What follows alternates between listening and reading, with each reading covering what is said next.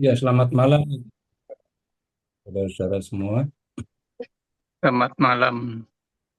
Ya, Selamat malam. bisa, bisa jadi Bapak Ibu sudah pernah belajar atau bahkan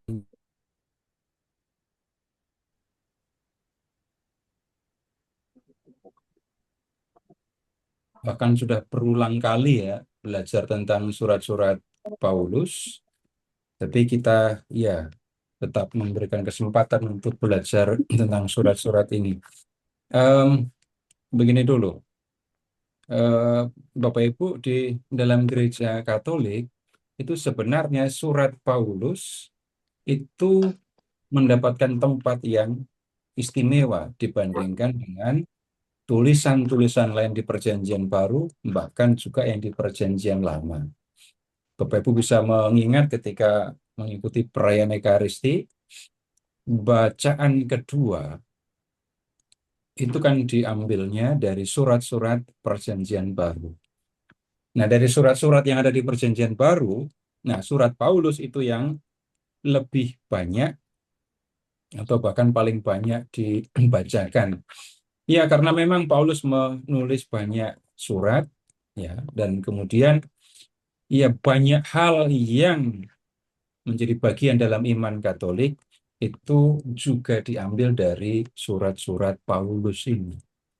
Tapi yang sering kali terjadi itu adalah bahwa em, banyak orang beranggapan, banyak orang berpikir bahwa orang Katolik nggak kenal dengan surat Paulus. Orang Katolik tidak akrab dengan surat-surat Paulus. Bahkan ada yang lebih berat lagi, seolah-olah tidak pernah mendengar apa yang disampaikan oleh Paulus dalam surat-suratnya. Nah, kemudian kalau mau bicara apa adanya, Bapak Ibu boleh periksa ya. Selama mengikuti perayaan Ekaristi, itu kan hari Minggu ya, itu kan ada tiga bacaan, pertama, kedua, dan Injil. Nah, kemudian dari tiga bacaan ini, yang paling banyak dijadikan bahan homili, bukan disinggung, tapi dijadikan bahan homili, seringkali yang pertama, kedua, atau yang ketiga bacaannya. Tiga. Lebih banyak yang ketiga. Dan yang paling jarang dijadikan materi homili, ya ini bacaan yang kedua. Jadi bacaan kedua termasuk yang jarang dibicarakan, jarang didiskusikan. Kemudian juga ya dampaknya yaitu umat seringkali merasa tidak mengenal surat-surat yang pernah ditulis oleh Paulus ini. Tetapi kemudian kalau kita lihat lebih lanjut, banyak pengaruh dari surat Paulus yang menjadi bagian dari kepercayaan kita sebagai orang Katolik. Sebenarnya ada juga ayat-ayat yang Bapak Ibu ingat di luar kepala yang ya bisa jadi saya nggak tahu kalau itu surat Paulus. Oh, ternyata itu dari Paulus ya. Ada banyak yang seperti itu. Ambil contoh saja ya, ambil contoh. Bapak Ibu pasti hafal, tapi jangan-jangan pura-pura nggak hafal ini nanti. Coba buka 1 Korintus bab 11 ayat 26.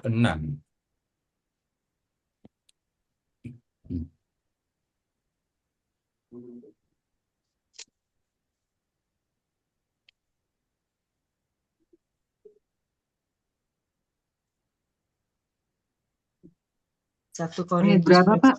1 26 ya? Korintus bab 11 ayat 26. Oh, sebab bab setiap kali 11 kamu ayat. makan roti itu ya, Pak, ya? Iya,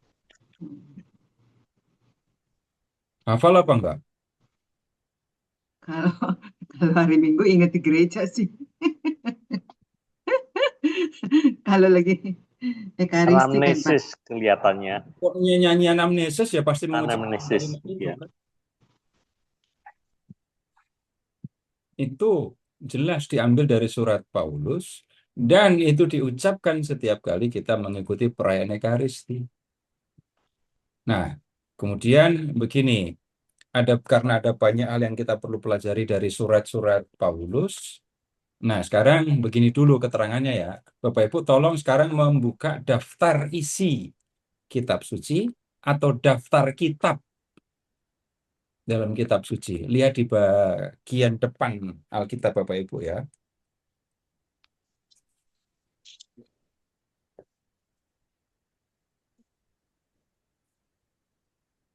Nah, kemudian kalau sudah ketemu, silahkan hitung surat yang menggunakan atau mencantumkan nama Paulus dari Roma sampai dengan Filemon. Jadi mulai dari surat Roma. Kemudian setelah Roma, 1 Korintus, 2 Korintus. Setelah 2 Korintus, Galatia. Setelah Galatia, ada apa lagi? Ada 13 ya Pak ya? Efesus. Lalu setelah Efesus, Filipi, Filipi, Kolose, Kolose, Tesalonika, Tesalonika, kedua, Tesalonika, Timotius, 1-2, Timotius, 2 Ada Timotius, 14. Titus, 13. dan Titus, Filemon. nah kalau kita perhatikan, lihat ya, surat untuk jemaat itu ditaruh di depan. Surat untuk pribadi ditaruh di belakang. Ya kan? Dari Roma sampai dengan 2 Tesalonika itu kan untuk jemaat. Kemudian Timotius, Titus, Filemon itu kan untuk pribadi kan ya. Nah, kemudian dari surat-surat itu lalu begini. Surat yang panjang taruh di depan. Roma, 1 Korintus, 2 Korintus, Galatia. Itu kan surat panjang-panjang kan. Taruh di depan. Pengaturan surat-suratnya seperti itu. Dan surat-surat itu susunannya jadinya tidak berdasarkan kronologi mana yang paling dulu ditulis, taruh di depan. Bukan begitu. Jadi prinsip dalam penempatan suratnya begitu. Surat untuk jemaat taruh di depan, diikuti surat kepada pribadi. Nah, kemudian dalam surat kepada jemaat-jemaat, surat yang tebal-tebal atau yang panjang-panjang ditaruhnya di depan. Kalau bicara kronologi, yang duluan ditulis itu bukan Roma, tapi 1 Tesalonika. Di 1 Tesalonika yang duluan ditulis. Nah, kemudian sudah sempat hitung tadi yang pakai nama Paulus ada berapa? 14. 13. 13 atau 14? Sisi itu 13 Pak. 13 di sini. Iya, 13. Kalau 13. kita 13 nggak kan termasuk. ya. Nah, kemudian ternyata begini. Kalau dipelajari lebih lanjut, ternyata dari 13 surat itu tidak semua ditulis oleh Paulus. Loh, kok bisa tahu? Bapak, Ibu, kalau pernah baca atau dulu sering baca novel, itu bisa membedakan penulis yang satu dengan penulis yang lain. Jadi dari kosakatanya, dari cara bicaranya, dari cara membuat kalimatnya, ketahuan. Penulis A seperti ini, penulis B seperti ini. Tanpa saya harus membuka sampul, melihat penulisnya, saya tahu penulisnya yang ini. Ah, yang begini ini pasti NH Dini. Oh, yang kayak gini, oh ini Mirawi, gitu ya. Dari kebiasaan membaca, lalu kita tahu gaya itu. Nah, kalau orang membaca 13 surat itu, ternyata ada yang berbeda. Nah, kita mungkin nggak akan bicara detail sekali ya. Tapi dari 13 itu, 7 diantaranya ditulis oleh Paulus. Yang ini Bapak Ibu kasih tanda aja deh di daftar isi atau di daftar kitab tadi. Jadi yang ditulis oleh Paulus langsung, yang benar-benar ditulis oleh Paulus maksudnya, entah Paulus pegang pena dan menulis, entah Paulus mendiktekannya, ya, tapi itu jelas dari Paulus. Itu 1 Roma, 2 1 Korintus, 3 2 Korintus, 4 Galatia, 5 Filipi, 6 1 Tesalonika, 7 Filemon. Ini surat yang ditulis oleh Paulus. Surat-surat yang lain, Efesus, Kolose, 2 Tesalonika, 1 Timotius, 2 Timotius, Titus, itu yang nulis orang lain. Tetapi atas nama Paulus. Nah, ini catatan yang sederhana, tapi kemudian Bapak Ibu, ketika kita belajar, kita perlu memberikan perhatian sedikit tentang hal seperti ini. Dan kemudian begini, kok bisa tahu gitu ya? Yang ini dari Paulus, yang lain bukan dari Paulus gitu ya. Sekarang Bapak Ibu tolong membuka surat Filipi. Buka surat Filipi bab 4.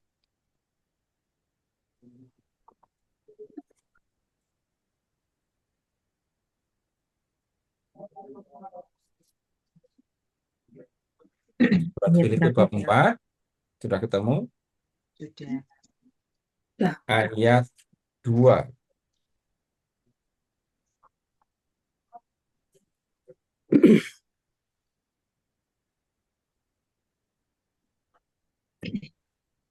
Saya terakhir. Sudah ketemu? Sudah, Pak. Baik, tolong dibacakan. Audia kunasehati dan Sintihe apa ini Pak? Kunasehati. Ya, kunasehati supaya sehati sepikir dalam Tuhan. Terus, Bahkan kuminta kepadamu juga, Sansugos dan yang setia, tolonglah mereka, sebab mereka telah berjuang dengan aku dalam pengambaran Injil bersama Klemes dan kawan-kawan sekerjaku yang lain, yang namanya tercantum dalam kitab kehidupan. Bersukacitalah senantiasa dalam Tuhan. baik, Sekali stop. lagi. Sekarang lihat 2 nama di depan. Euodia dan Sintike. Ini nama laki-laki atau perempuan? Laki-laki. Kayaknya laki ya, Pak. Euodia. Kalau namanya Kusumawati, itu laki atau perempuan? Perempuan. Kalau namanya Lina, itu laki atau perempuan? Perempuan. Kalau namanya Andi, itu laki atau perempuan? Laki. Ada yang perempuan juga, Andi. Ada perempuan juga. Andi Iya, Pitala ada teman saya ada yang namanya Andi. Itu Andi. gelar bangsawan di Makassar, di Oh. Sulawesi. Nah, kemudian begini, dari mana kita tahu? Yaitu dari kebiasaan penggunaan nama. Kemudian Euodia, Sintike. Sintike ya, bukan Sincie. Saya nama saya. Itu nama perempuan. Coba Bapak Ibu perhatikan apa yang sudah dilakukan oleh Euodia dan Sintike. Bukannya zaman dulu perempuan nggak di satu itu Pak dianggap kelas kedua Pak zaman dulu Pak. Tunggu, justru Bapak Ibu harus lihat teksnya ini. Tunggu, justru lihat teks ini. Lihat ayat 3. Mereka telah berjuang dengan aku dalam pengabaran Injil. Jelas kan? 2 orang perempuan sudah terlibat di dalam pemberitaan Injil. Berarti perempuan sudah tampil di depan umum, sudah berbicara tentang Yesus. Nah, sekarang Bapak Ibu buka surat kepada Timotius, 1 Timotius. 1 Timotius ya.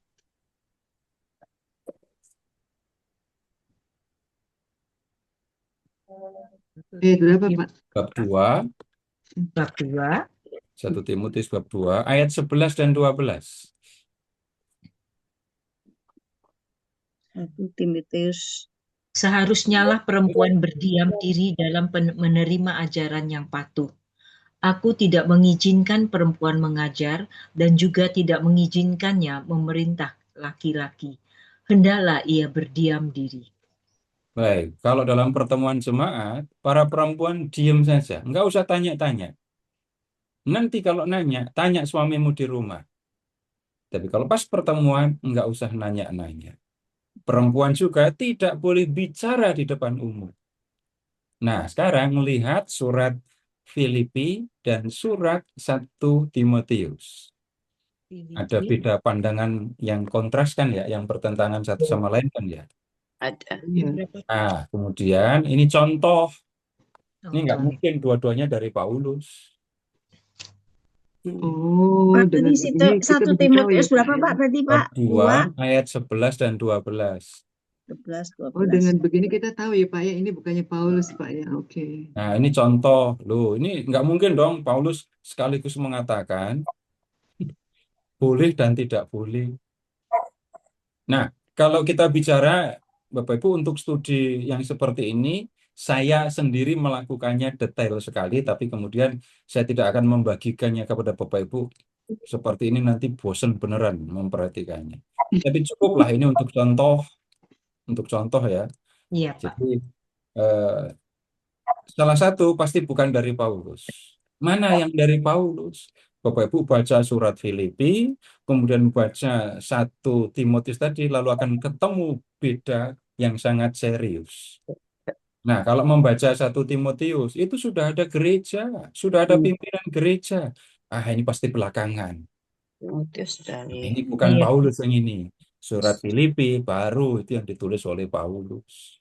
Itu bisa dideteksi setiap kitab, tapi sekali lagi saya tidak akan mengajak Bapak Ibu melakukannya. Kalau enggak nanti, kalau saya melakukan itu, ya saya senang-senang aja, tapi yang dengerin yang pasti nggak akan tahan dengernya itu. Sangat sangat teknis.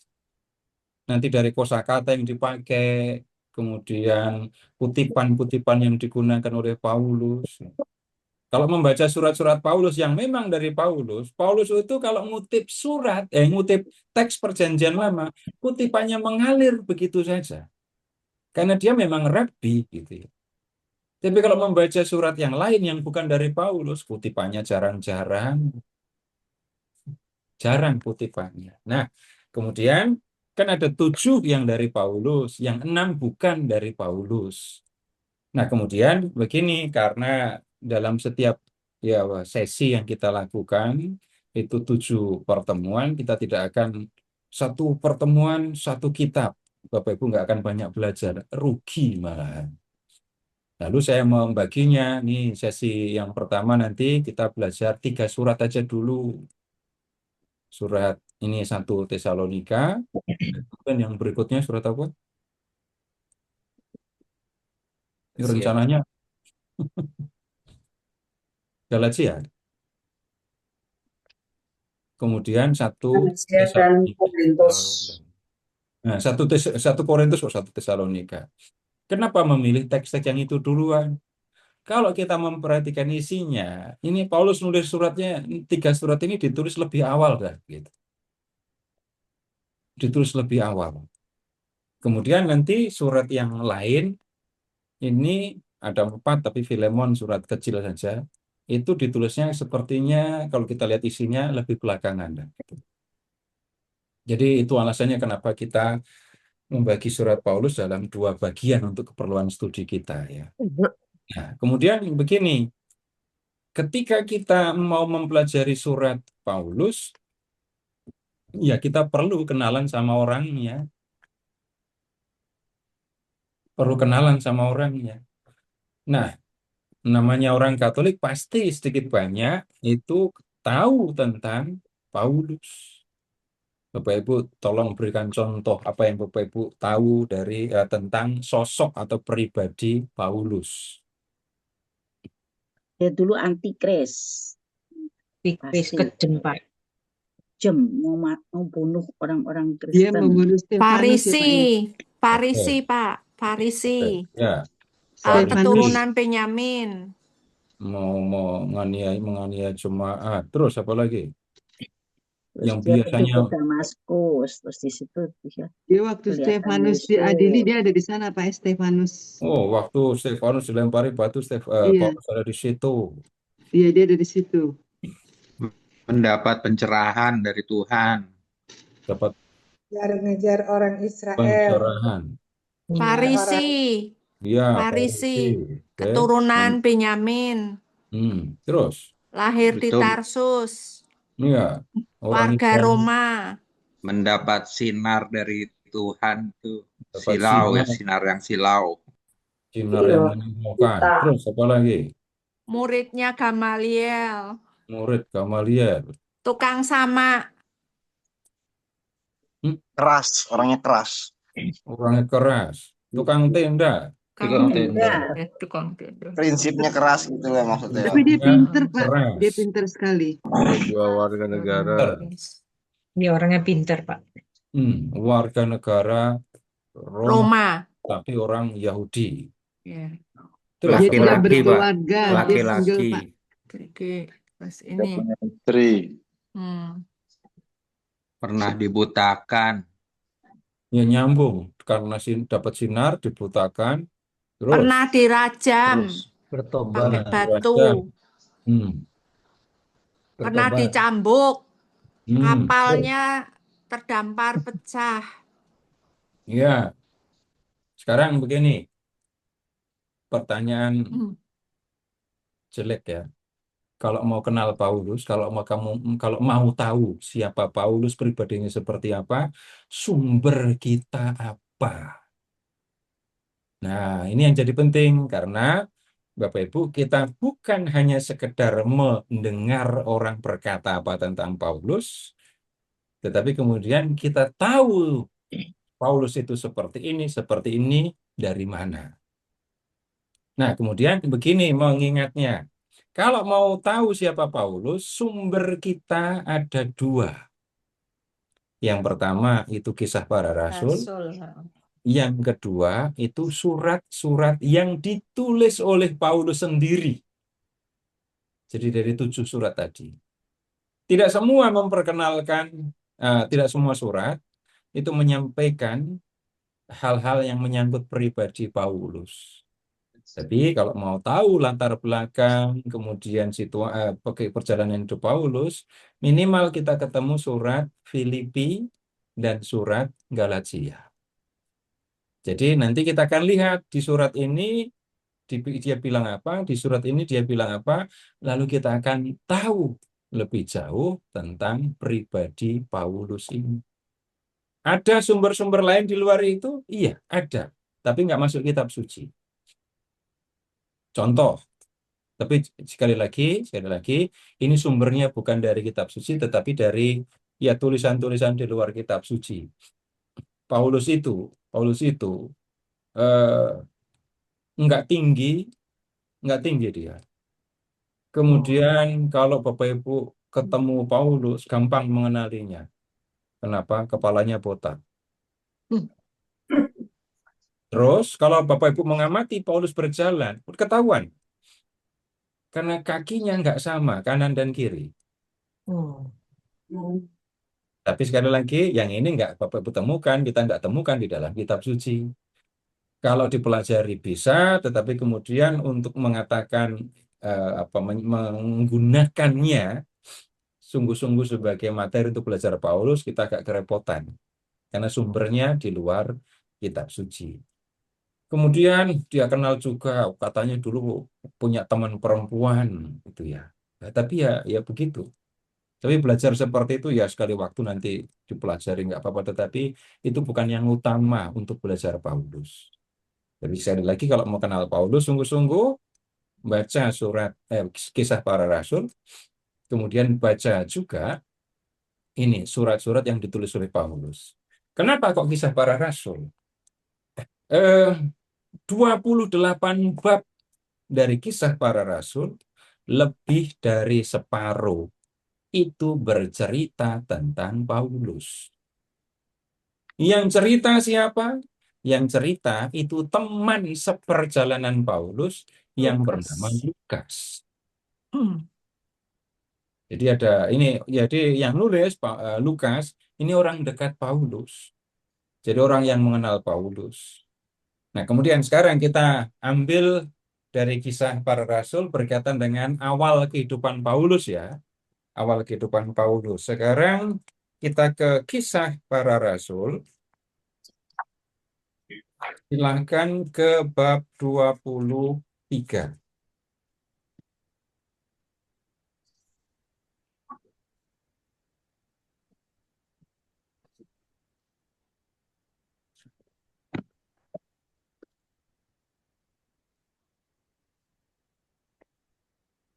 Bab berapa?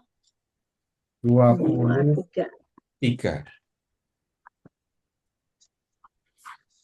Tuh. Ini ceritanya Paulus sudah ditangkap ya di Yerusalem. Paulus sudah ditangkap di Yerusalem dan kemudian dia diadili di hadapan mahkamah agama Yahudi seperti Yesus dulu. Jadi yang mengadili Yesus kan mahkamah agama Yahudi atau Sanhedrin. Nah, Paulus menghadapi pengadilan dari mahkamah agama ini. Nah, sekarang Ayat berapa, Pak? kenapa? Ayat berapa? Tunggu dulu, saya belum nyebut ayat. Bab 23 ya, jadi. Nah, ini baru saya mau bacakan. Ya. Tapi sudah ketemu bab 23-nya? Sampun. Campur. Oke.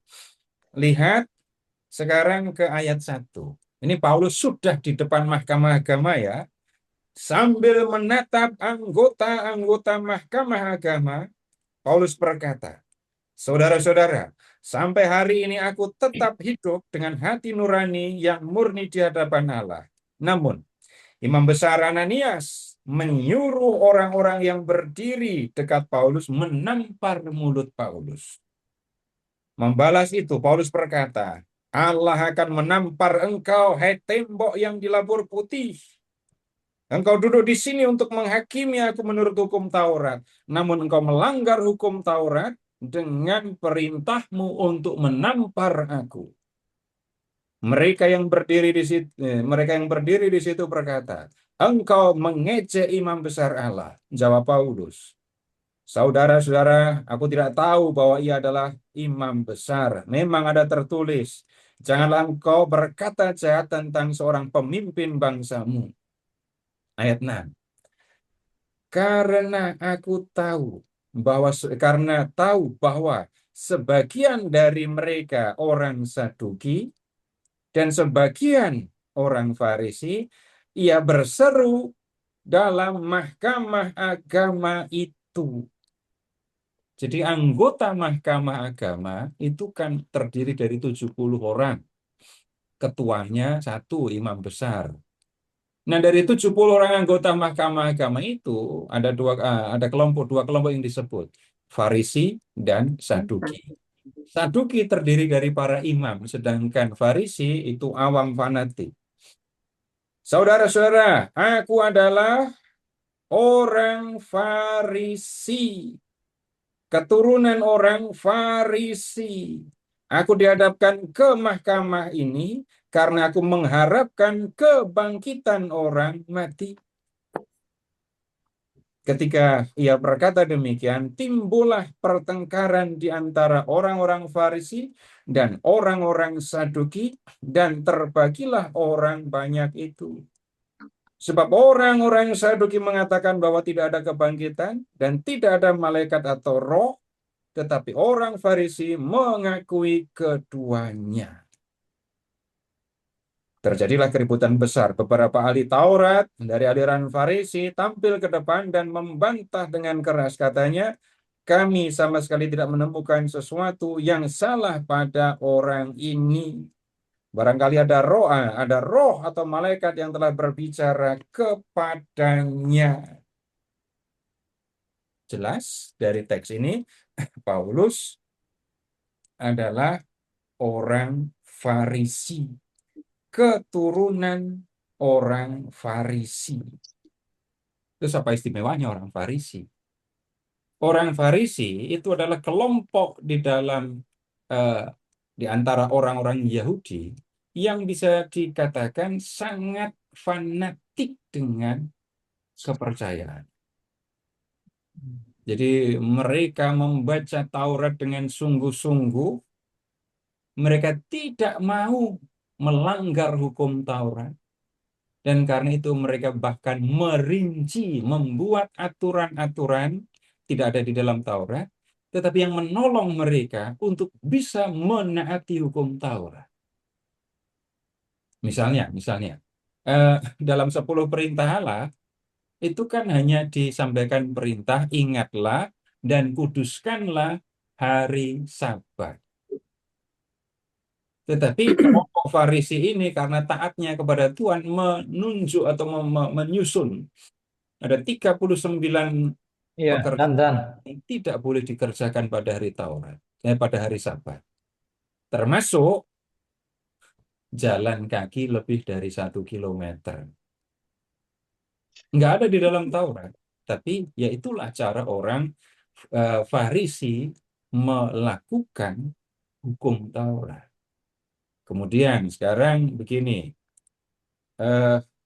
kalau Bapak Ibu masih di bab 23 kan ya? Iya. Sudah ke bab 22.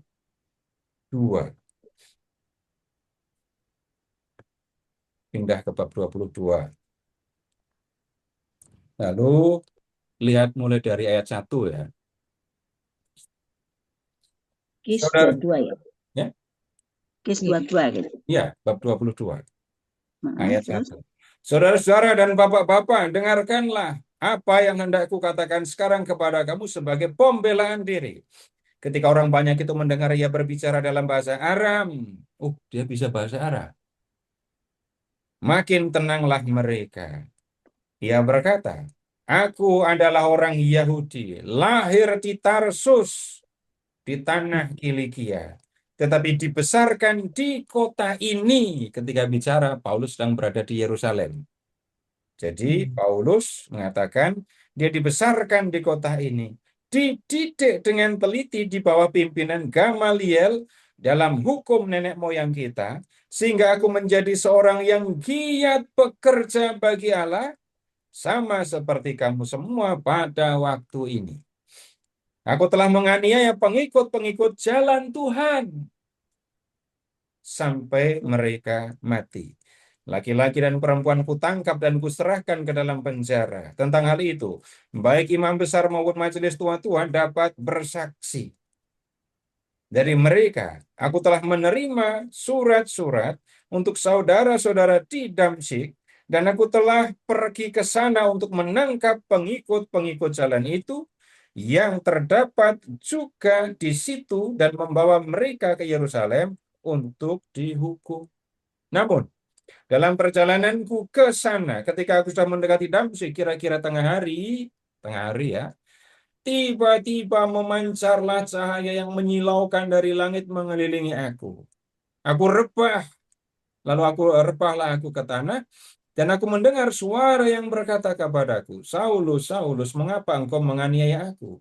Jawabku, siapa engkau, Tuhan? Katanya, akulah Yesus orang Nazaret yang kau aniaya itu. Orang-orang yang menyertai aku memang melihat cahaya itu, tetapi suara dia yang berkata kepadaku tidak mereka dengar. Lalu kataku, Tuhan, apakah yang harus kau perbuat? Kata Tuhan kepadaku, bangkitlah dan pergilah ke Damsyik. Di sana akan kuberitahukan kepadamu segala sesuatu yang ditugaskan kepadamu. Karena aku tidak dapat melihat disebabkan oleh cahaya yang menyilaukan mata itu, maka kawan-kawan seperjalananku memegang tanganku dan menuntun aku ke Damsyik. Di situ ada seorang bernama Ananias, seorang yang saleh menurut hukum Taurat dan terkenal baik di antara semua orang Yahudi yang ada di situ. Ia datang berdiri di dekatku dan berkata, Saulus, saudaraku, hendaklah engkau melihat kembali. Seketika itu juga aku melihat kembali dan menatap dia. Lalu katanya, Allah nenek moyang kita telah menetapkan engkau untuk mengetahui kehendaknya, untuk melihat yang benar, dan untuk mendengar suara yang keluar dari mulutnya. Sebab engkau harus menjadi saksinya terhadap semua orang tentang apa yang kau lihat dan kau dengar. Sekarang, mengapa engkau masih ragu-ragu? Bangunlah, berilah dirimu dibaptis, dan dosa-dosamu disucikan dengan berseru kepada nama Tuhan. Paulus menceritakan pengalaman perjumpaannya dengan Yesus di perjalanan ke Damsyik. kita biasanya tahu ini dari Kisah bab 9. Tapi ya ketika Paulus membela diri, dia bercerita tentang pengalaman ini. Nah, sekarang coba lihat kembali ke ayat 2. Paulus berbicara dalam bahasa Aram. Kemudian ayat 3, Paulus mengatakan dia orang Yahudi, lahir di Tarsus, di tanah Kilikia, tapi dibesarkan di Yerusalem, dididik dengan teliti di bawah pimpinan Gamaliel tentang hukum nenek moyang Israel. Tarsus itu, Bapak Ibu, kota besar di zaman kuno. Dan ya, ini kota yang punya ciri begini. Dua hal. Kota perdagangan, tapi juga kota budaya. Kota perdagangan, ini pelabuhan besar. Tarsus itu kota pelabuhan yang menjadi tempat berlabuhnya kapal-kapal dagang dari banyak negeri. Tapi kota ini juga kota budaya. Ini kota Yunani. Bukan kota di wilayah Yunani, tapi kota yang isinya, budayanya itu Yunani. Apakah ada dampaknya untuk Paulus? Bapak Ibu, begini, Paulus lahir tumbuh di kota yang berbudaya Yunani. Dampaknya, soal bahasa, Paulus lebih maju, lebih lancar ya berbahasa Yunani. Salah satu hal yang ini menunjukkan Paulus mahir berbahasa Yunani itu juga nampak di surat-suratnya ini loh. Jadi surat-surat yang ditulis oleh Paulus itu menggunakan bahasa Yunani yang level tinggi, yang seringkali ketika diterjemahkan ke dalam bahasa Indonesia, struktur kalimat, susunan kalimatnya jadi sulit dimengerti. Termasuk jangan kaget kalau membaca surat Paulus, ada surat yang panjang-panjang kalimatnya, tapi kalau di terjemahan yang lebih baru ini, suratnya kalimat-kalimat yang panjang sudah dipotong-potong supaya lebih mudah dipahami. Bandingkan Bapak Ibu dengan Petrus, Yakobus, Yohanes, Andreas yang tumbuh di pedesaan di sekitar Danau Galilea. Kemudian ketika mereka bergaul dengan orang-orang yang berbahasa Yunani, mereka tidak terbiasa dengan bahasa Yunani. Kemudian Bapak Ibu begini, pakai bahasa gampang ya. Apa bedanya anak desa dengan anak kota? Beda, Pak. Anak kota modern. Modern itu gimana? Cara pandangnya jelas berbeda. Maju. Ya, cara pandangnya terhadap dunia gitu aja langsung. Nah. Iya. Anak kota pandangannya lebih luas kan ya? Iya. Kenapa kok bisa lebih luas? Lebih gaul. Karena pergaulannya, lihat, pergaulannya dengan lebih banyak orang. Yang tinggal di desa pergaulannya dengan orang-orang yang sangat terbatas. Mungkin Nah, sekolahnya lebih bagus, Pak. Sekolah pendidikannya sekolahnya, mungkin. ya. Kemudian nanti dampaknya untuk Paulus. Paulus ketika memberitakan Injil itu lebih apa nyebutnya ya? Lebih taktis, lebih menggunakan strategi. Bapak Ibu tolong sebutkan surat-surat yang ditulis oleh Paulus tadi, kota mana saja, jemaat di kota mana saja? Roma, Tesalonika, Roma, Tesalonika, Korintus, ya, Filipi. itu kota besar. Yang nggak terima surat, tapi Paulus bekerja lama di situ, itu adalah kota Efesus.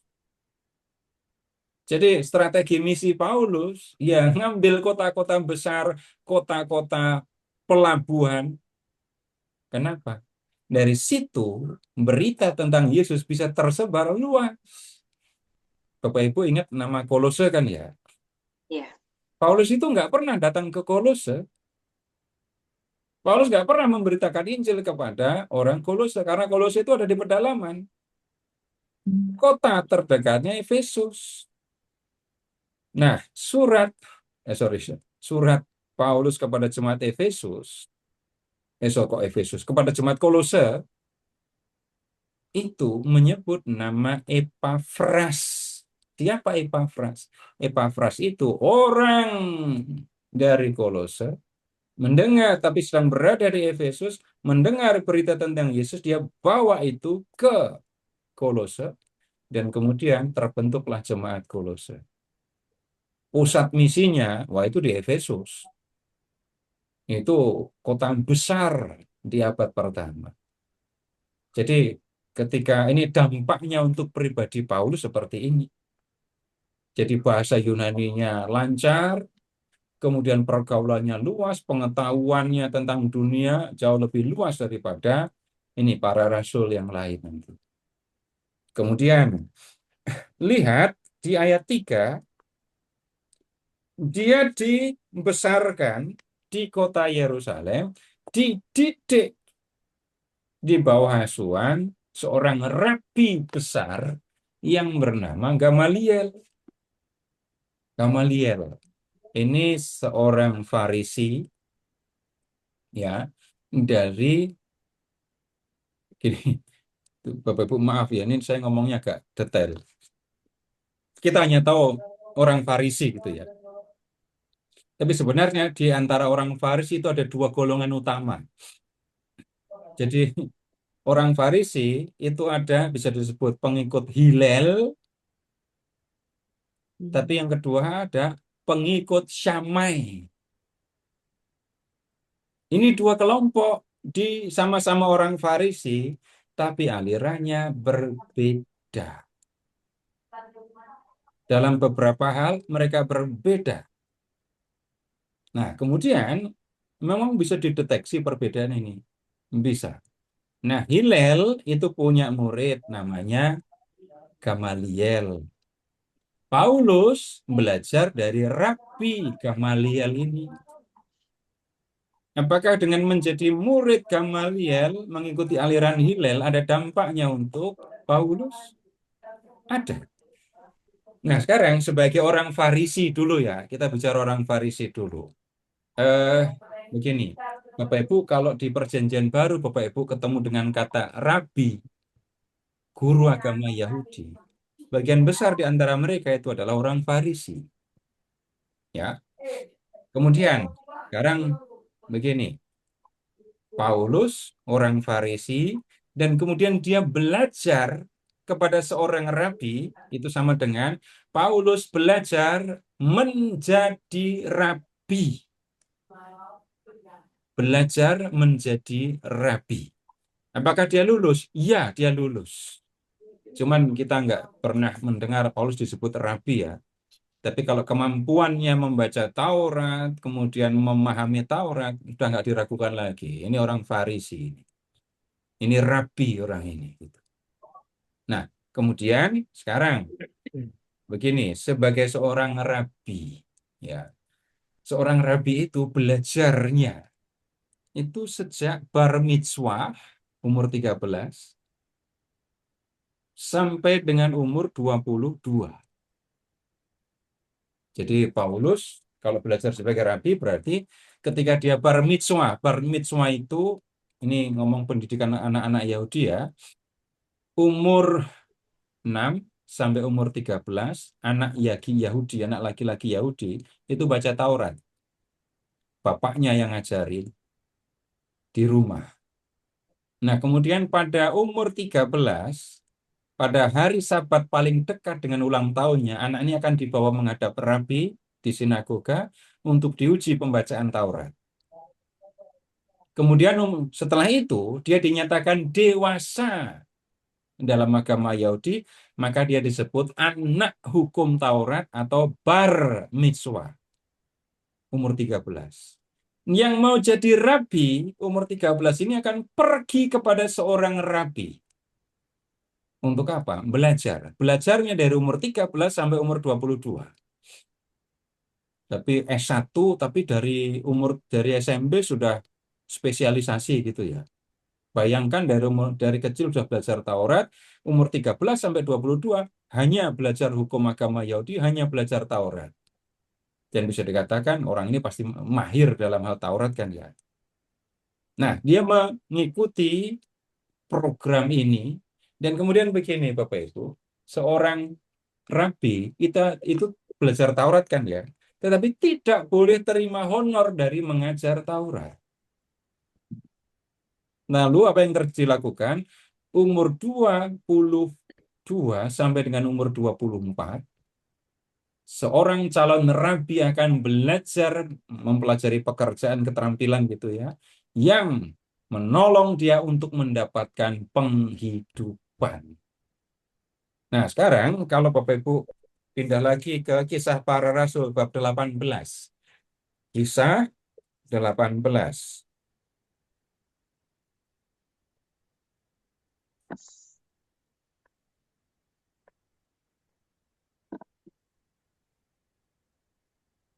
Di Korintus. Nah, yang tolong dicari, ini ada 2 orang suami istri, ya, namanya Priscilla dan Aquila. Maaf, bab berapa Kemudian tadi, Pak? bab 18. Terima kasih. Priscilla dan Aquila. Ya. Kemudian lihat ke, sudah ketemu belum? Sudah, Pak. Ayat berapa? Itu ayat 18. Ayat 2. Ayat 2 sudah ada Aquila. Iya, dan ya. Priscilla. Ayat 2 sudah Ayat ada. 2 sudah ada. Iya. Lalu di ayat 3, karena memiliki pekerjaan yang sama, ia tinggal bersama mereka. Mereka bekerja bersama-sama karena mereka sama-sama tukang Bekerja. kemah. Oke, Nah, para calon rabi sudah diajari profesi pekerjaan untuk mendapatkan uang karena mereka tidak boleh mengajar Taurat untuk mendapatkan uang. Paulus mengambil profesi ini menjadi tukang kemah. Gitu ya. Nah, kemudian pendidikan rabi berakhir kira-kira anak ini berumur 24 tahun.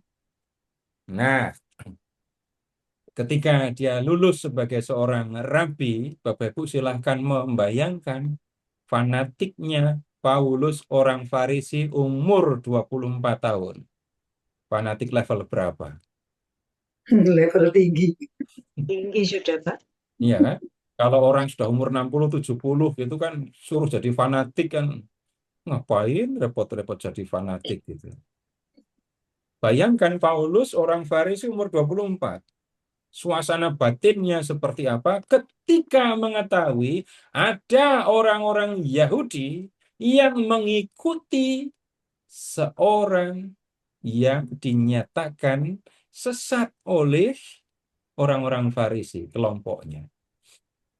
Bapak Ibu bisa mengingat dalam Injil, Yesus itu konflik, berdebat banyak dengan orang-orang Farisi. Misalnya, Yesus menyembuhkan orang sakit di sinagoga pada hari Sabat. Ketika ditegur oleh orang-orang Farisi, Yesus menjawab, mana yang diperbolehkan pada hari Sabat? Menyelamatkan nyawa orang atau membunuhnya? Emangnya kalau lembu atau keledai kalian masuk sumur di hari Sabat, kalian nunggu Sabat selesai baru kamu nolong lembu atau keledaimu?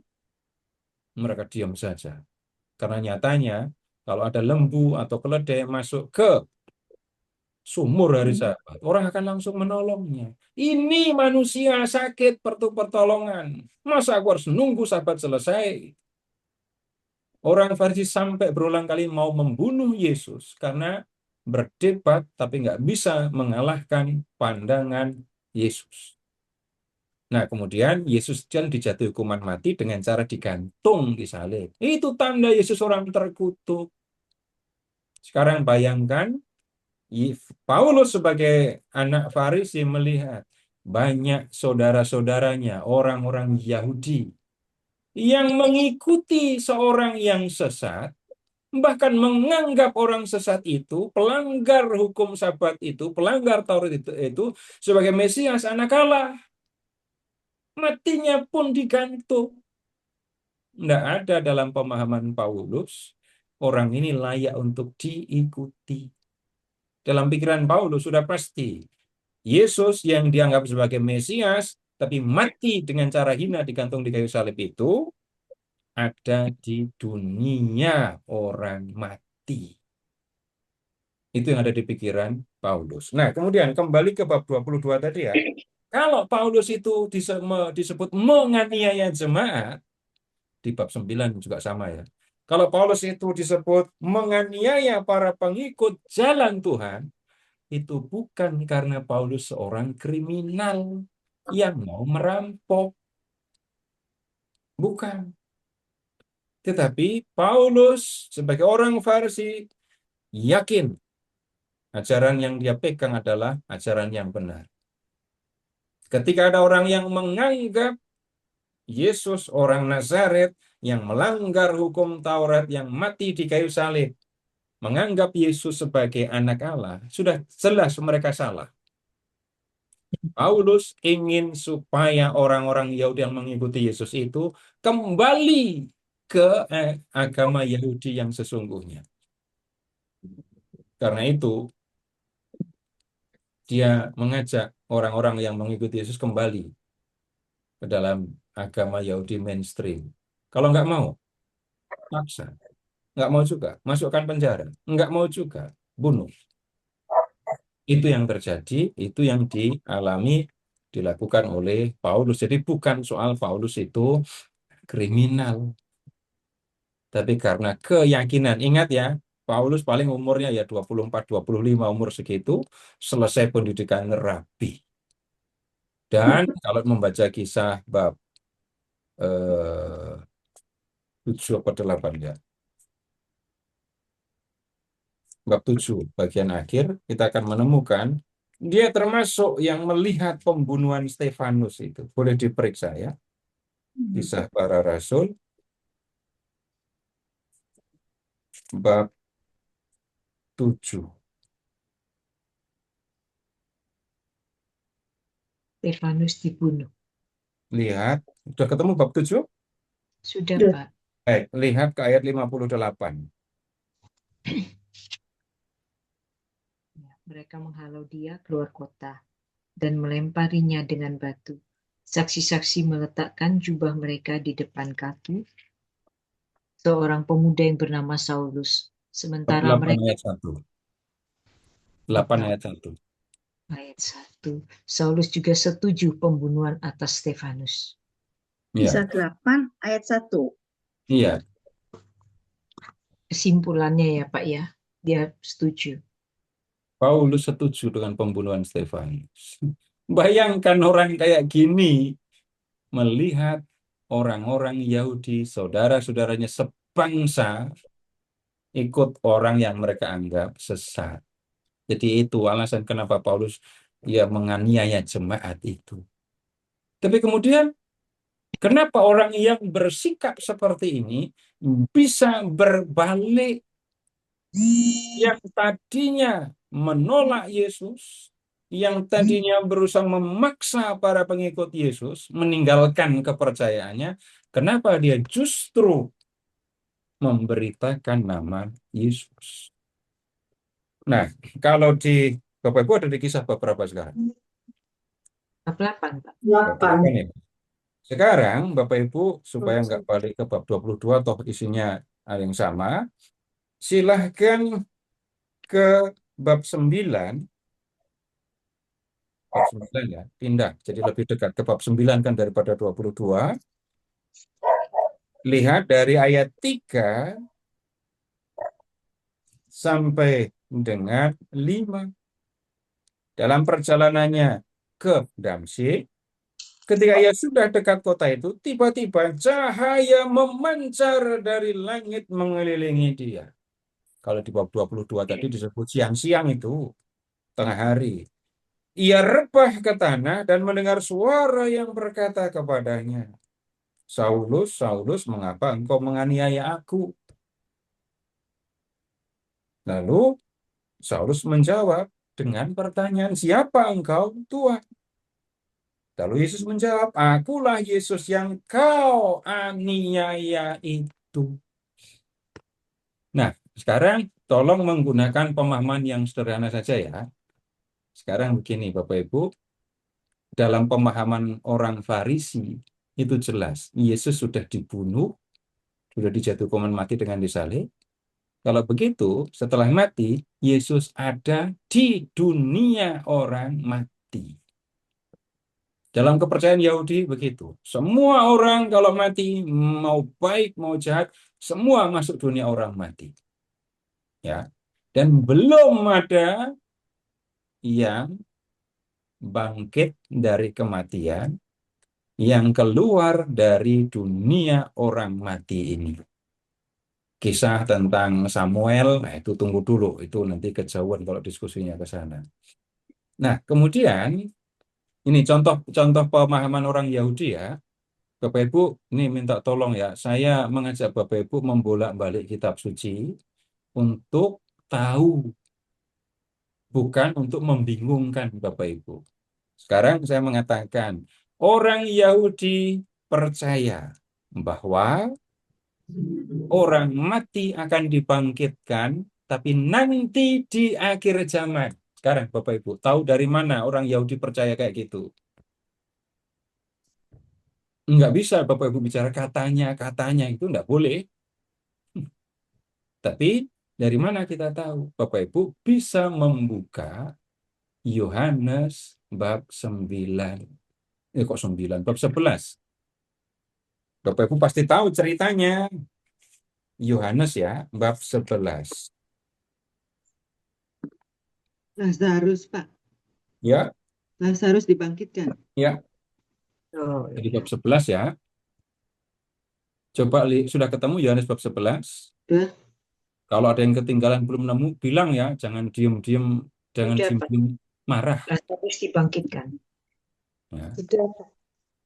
Kalau sudah, coba lihat ke ayat 24. Oh, kata Marta kepadanya, aku tahu bahwa ia akan bangkit pada waktu orang-orang bangkit pada akhir zaman. Ya, lihat ya, Oh, itu kepercayaan orang Yahudi. Orang mati akan dibangkitkan di akhir zaman. zaman. Hmm. Jelas ya?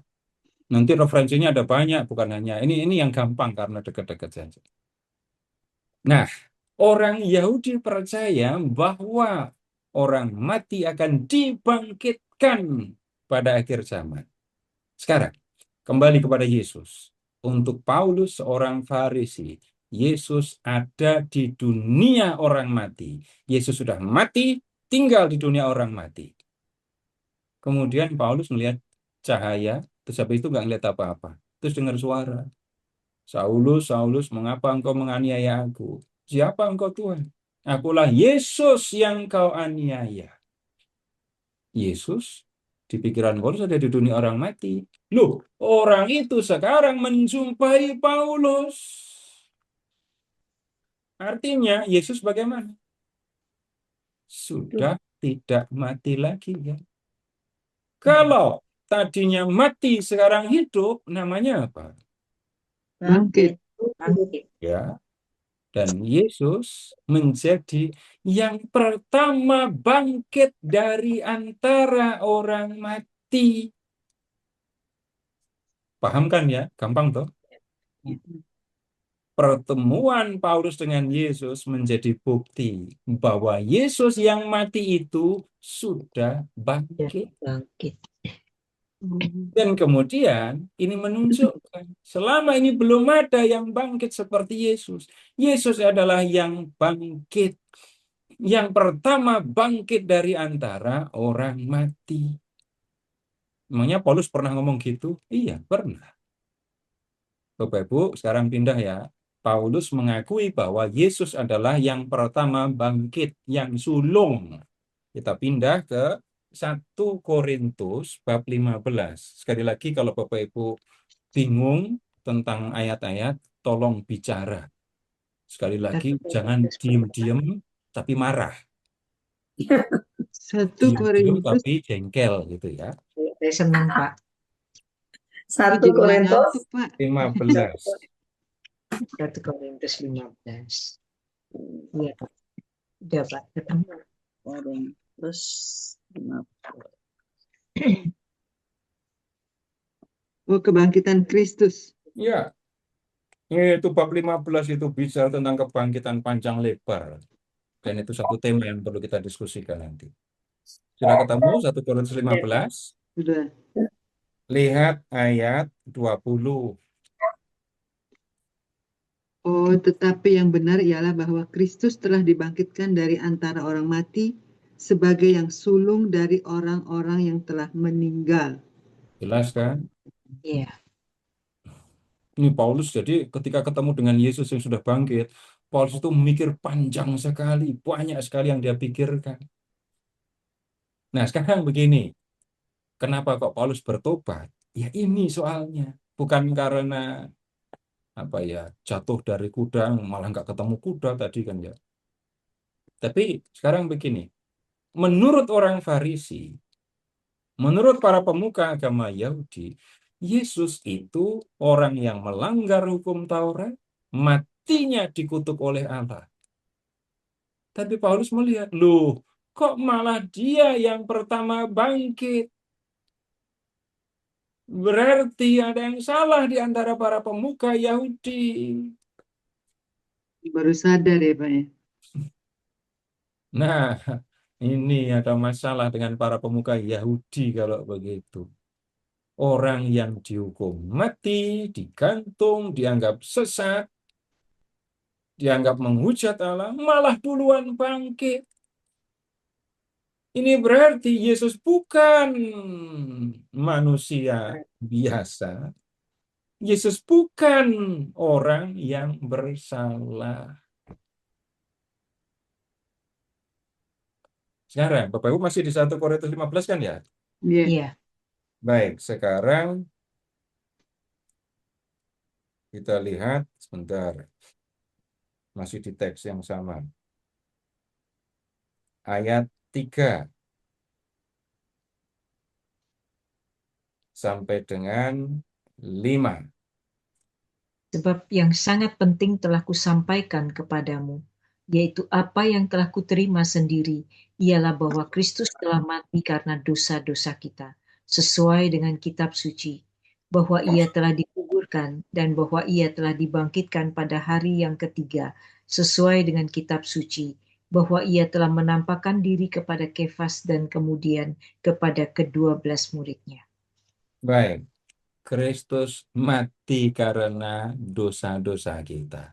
Itu kalimat yang tidak diucapkan, nggak pernah bisa diucapkan oleh Paulus ketika dia menjadi rabi yang mengejar-ngejar para pengikut Yesus. Nah, Pak, itu di Yesus, mana ya, Pak? apanya di mana? Itu bab dan ayatnya. Bab Yang 15 tadi, 1 Korintus 15 Ibu ya. ya. Ayat 3 sampai dengan 5. Ya, terima kasih, Pak. Baik. Jadi Paulus sekarang bisa mengatakan Yesus pasti bukan orang yang dikutuk oleh Allah. Nggak mungkin orang dikutuk oleh Allah kok malah duluan bangkit. Nah, kemudian Paulus berpikir lebih lanjut tentang Yesus. Nggak mungkin Yesus itu manusia. Nggak mungkin Yesus itu manusia biasa. Dalam pemahaman lebih lanjut, kemudian Paulus sampai pada keyakinan bahwa Yesus itu adalah anak Allah yang mati di kayu salib untuk membebaskan manusia dari dosa. Dan Paulus sangat dikuasai oleh keyakinan ini. Bapak Ibu, sekarang kita pindah ya ke Galatia bab 2 ayat 20. Galatia bab 2 ayat 20. Oke.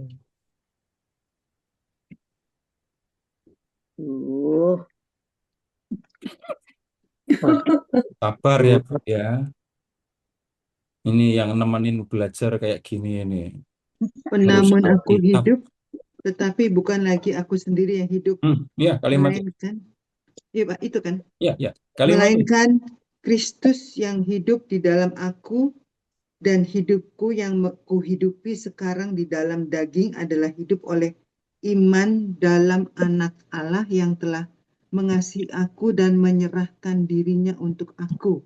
Ya, Bapak Ibu membacanya perlu tekanan. Kalau Bapak Ibu mengenal Paulus atau ini menolong kita untuk mengenal Paulus, tekanannya ada di mana? Namun aku hidup, tapi bukan lagi aku sendiri yang hidup, melainkan Kristus yang hidup di dalam aku. Dan hidupku yang kuhidupi sekarang dalam daging, secara jasmania, adalah hidup oleh iman dalam Anak Allah yang mengasihi aku dan menyerahkan dirinya untuk aku. Ini Paulus sampai pada relasi dengan Tuhan yang seperti ini. Kristus hidup di dalam dirinya, dan kemudian dia mengalami, merasakan Kristus mati untuk dia. Kemudian sekarang begini, karena mengenal Yesus ini, Paulus berubah sikap, bahkan hidupnya berubah. Sekarang kita pindah ke surat Filipi. Filipi berapa, Pak? 3. Filipi 3 ayat. 3-nya dulu saja. Sudah. Yang ketinggalan teksnya tolong bicara ya, sekali lagi. Enggak apa-apa, saya nggak akan pernah keberatan diminta untuk menyebut bab dan ayat. Filipi 3 ayat Belum itu ayat, Bu. Ya, Filipi 3.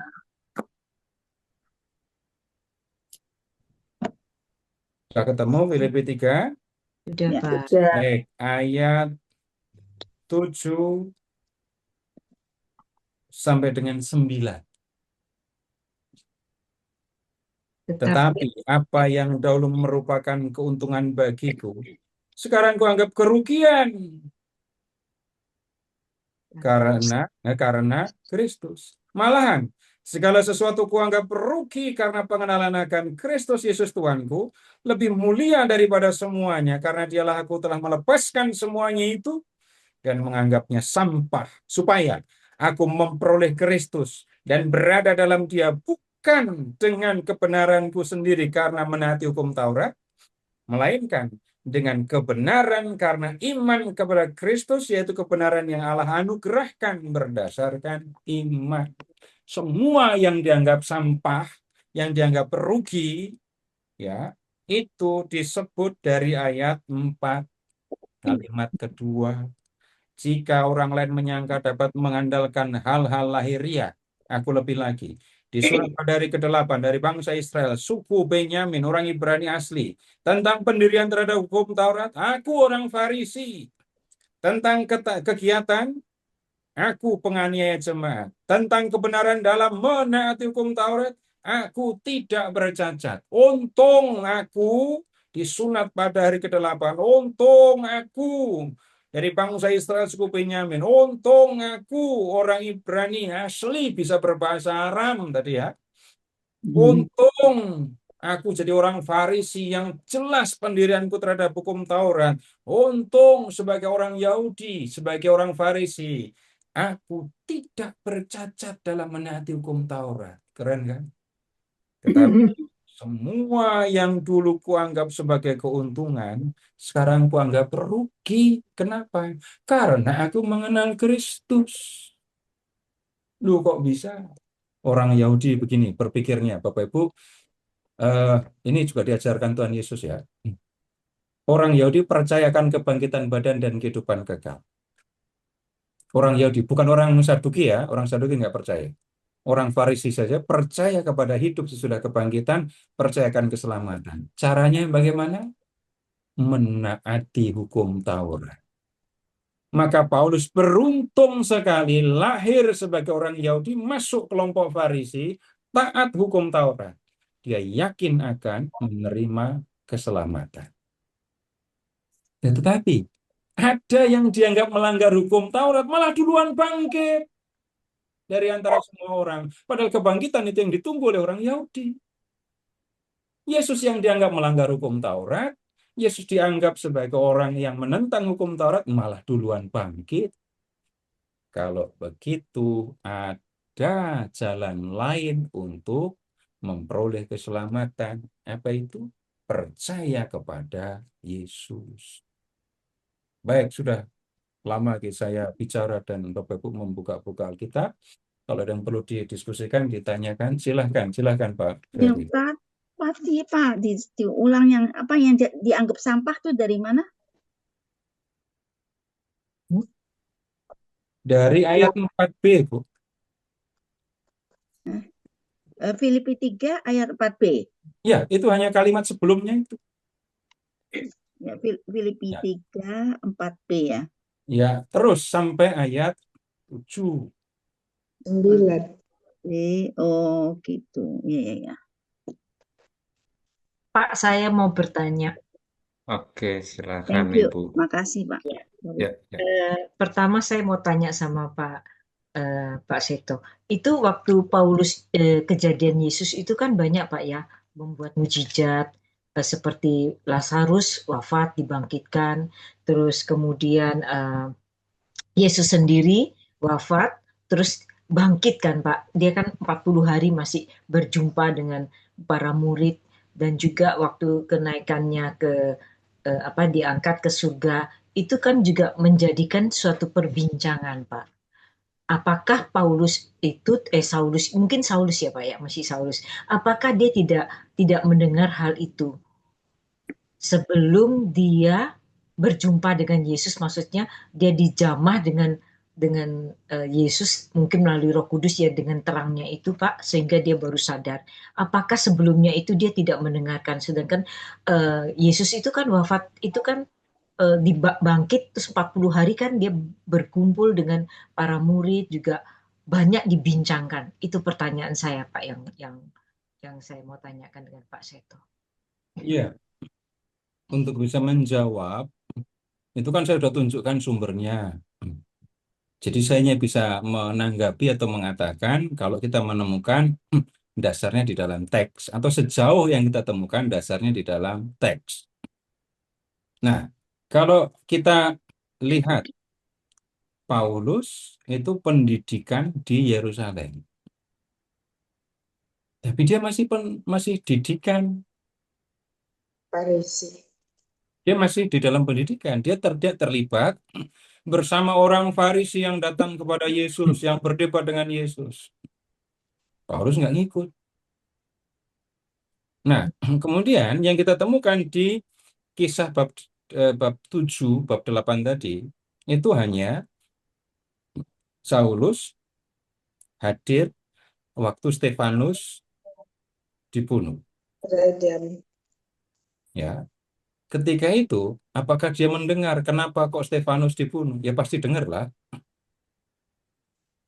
Tapi kemudian, apakah selama 40 hari ini, tunggu dulu Bapak Ibu, selama 40 hari menampakkan dirinya kepada siapa? Para murid. Para murid. Lalu kalau ditanya apa hubungannya dengan Paulus? Sementara Paulus ada di dalam kelompok Farisi yang menganggap Yesus itu menghujat Allah, dan kemudian menurut mereka ya Yesus ada di dunia orang mati. Jadi begitu prosesnya, awalnya begitu. Jadi tidak. Apa maksudnya itu beda kota atau bagaimana Pak pada waktu itu Saulus, sehingga dia Ibu tinggal di mana? Iya, Ibu tinggal di mana? Sebut aja. saya di Surabaya. Di Surabaya. Yang tunggu, Surabayanya mana? Saya di Darmo Permai, di daerah Darmo, Surabaya Ibu tahu Barat. Ibu terjadi yang minggu lalu terjadi di Kupang? Enggak. Nah, itu sama saja. Sama-sama di Surabaya, yang di Kupang minggu lalu nggak tahu. Kupang tuh maksudnya Kupang mana, Pak? Kupang Segunting. Oh, Kupang Segunting. Saya kira Kupang apa kota Kupang. Dukuh Kupang, kota Kupang Segunting atau mana? Yang sebutlah kecamatan sebelah Ibu. Iya sih. Ya. Jadi kemudian berita tentang Yesus yang bangkit, yang menambahkan itu hidupnya di sekitar murid-murid Yesus. orang Farisi itu kelompok yang bisa dikatakan sebagai kelompok ya, itu Iya. tertutup sebagai kelompok sekali lagi. Jadi jangan berharap, berita Yesus itu berita gede, lalu semua orang pada tahu, Yesus menampakkan diri semua orang lihat. Enggak. Oh, enggak ya, Pak. Paulus kan bukan muridnya Yesus kan, Pak, pada saat itu kan. Dia tidak bisa diangkat jadi murid Yesus. Paulus itu bukan jadi 12. Kan 12 kan muridnya kan, Pak. Kan sebagai gantinya dari Yudas itu kan udah ada satu lagi kan, Pak. Tapi Paulus kan nggak bisa masuk dalam kelompok murid Yesus, Paulus itu. Saya pernah Iya, baca deh. ya memang bukan. Itu tadi kita tahu Iya, nggak bisa prosesnya diterima, tadi. iya, betul. Kan tadi lahir di Tarsus, Iya, kemudian betul, betul. dibesarkan di Yerusalem, dididik di bawah Makanya dia nggak bisa melihat penampakan Yesus 40 hari itu kan, dia nggak di dalam situ kan, Pak, yang waktu Yesus, ya, kan dia di dia. dalam situ, Belum betul. jadi murid. Ya, tapi maksudnya tadi penampakannya kan lama. Masa Paulus nggak dengar gitu? Maksudnya diperbincangkan kan, Nah, kemudian Yesus ya kan betul, yaitu perbincangannya itu di mana? Siapa yang memperbincangkan? Kalau kita bicara sama-sama kota Yerusalem, Yerusalem itu kota yang untuk ukuran zaman kuno padat, besar. Iya. cukup luas, Iya. sehingga tidak semua juga pada tahu. Ya, begitu, Bu. Pak, tanya lagi satu. Apakah sampai zaman sekarang ini masih ada golongan seperti Farisi atau Saduki ini, Pak? Ngapain Ibu nanya itu? Enggak kan? Dia kan tidak percaya sama Yesus, toh, Pak. Nah, kalau yang nggak percaya sama Yesus kan banyak. Sekarang yang harus diingat begini, murid-murid Yesus itu semuanya awalnya orang Yahudi ya. Iya. Itu harus diingat. Murid-murid Yesus itu orang Yahudi. Yesus orang Yahudi, muridnya orang Yahudi, hidup dalam kepercayaan dan budaya Yahudi. Ya. Kemudian begini, dalam perjalanan waktu ada orang Yahudi yang percaya kepada Yesus, ada yang tidak. Yang tidak percaya kepada Yesus, ya jalan sendiri, itu Yahudi mainstream. Yahudi yang mengikuti Yesus, itu pergi ke banyak tempat. Dan mereka berasimilasi, bergabung dengan bangsa-bangsa lain, sehingga kita tidak menemukan ini kelompok Yahudi dari abad pertama yang ini turunannya menjadi murid Yesus sampai sekarang. Kita tidak menemukan. Orang Yahudi yang nggak percaya, ya itu kalau mau dibagi menurut kepercayaan kepada Yesus, menganggap Yesus Mesias, yang percaya Yesus Mesias di antara orang Yahudi itu hanya kelompok kecil. Tapi mereka ini punya pengaruh yang luar biasa karena bisa membawa berita tentang Yesus ke seluruh penjuru dunia dan menolong banyak orang untuk percaya kepada Yesus. Ya, begitu, Bu. Makasih ya, Pak Seto. Ya, kami persilakan Bapak Ibu yang lain yang ingin bertanya.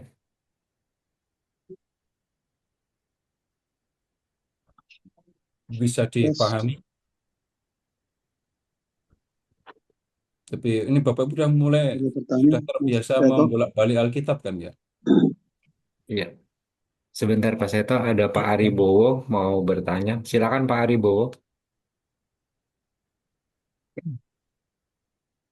Pak Aribowo, Pak FX Oh Aribowo. iya, oke. Mungkin saya kurang menyimak ya. Gini Mas Seto, tadi pada saat Saulus terkena sinar lalu dia tidak bisa melihat, lalu dia ke seorang rabi. Nah, di sana dia disuruh apa tadi ya? Kok sepertinya dalam pemikiran saya kok dia disuruh mengikuti Yesus. Nah, padahal itu kan seorang rabi Yahudi. Mungkin saya salah dalam. Nah, diperiksa saja Pak teksnya, Pak. Oh. Diperiksa saja teksnya. Mau yang mana? Mau yang bab 9 atau bab 22? Kisah para Rasul. Bab 9. bab 9 coba. 9 ya. Karena nggak ada kata rabi soalnya di situ. Lihat di ayat 10, Pak.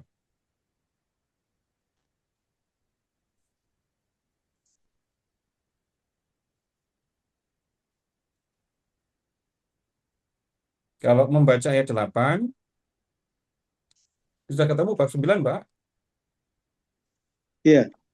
Kalau di bab 9 ayat 8, Saulus bangkit berdiri lalu membuka matanya tetapi tidak dapat melihat apa-apa. Mereka harus menuntun dia masuk ke Damsyik. 3 hari tidak dapat melihat. Terus ayat 10, di Damsyik ada seorang murid Tuhan bernama Ananias. Disebutnya apa di sini? Murid Tuhan. Tuhan berfirman kepadanya dalam suatu penglihatan.